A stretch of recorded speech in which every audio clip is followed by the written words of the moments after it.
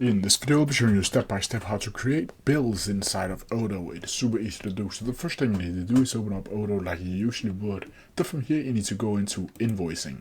Then from here you need to go up to vendors here in the menu and click on bills. Then this page should be popping up where you can see an overview of all of your already existing bills. But to create a new one, you simply need to click here on new.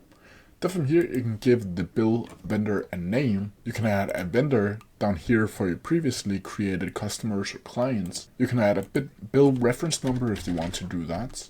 You can add an autocomplete if you want to do that. You can add a bill date, which will automatically be today. You can add an account date, a payment reference, a receipt bank, where you can create if you don't already have one.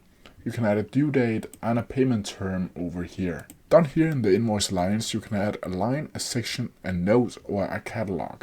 If you add a line, you can add in the specific product that you have.